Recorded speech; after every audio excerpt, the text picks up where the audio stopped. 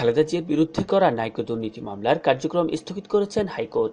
বিচারপতি শেখ আব্দুল আওয়াল ও বিচারপতি মোহাম্মদ খসরুজ্জামানের সমন্বয়ে গঠিত হাইকোর্ট বেঞ্চ খালেদা জিয়ার এক আবেদনের শুনানি নিয়ে আজ মঙ্গলবার রুলসহ এই আদেশ দেন। আদালতে খালেদা জিয়ার পক্ষে শুনানি করেন আইনজীবী মওদুদ আহমেদ এবং মাহবুব উদ্দিন খোকন। দুর্নীতি দমন কমিশনের পক্ষে ছিলেন আইনজীবী খুরশিদ আলম খান।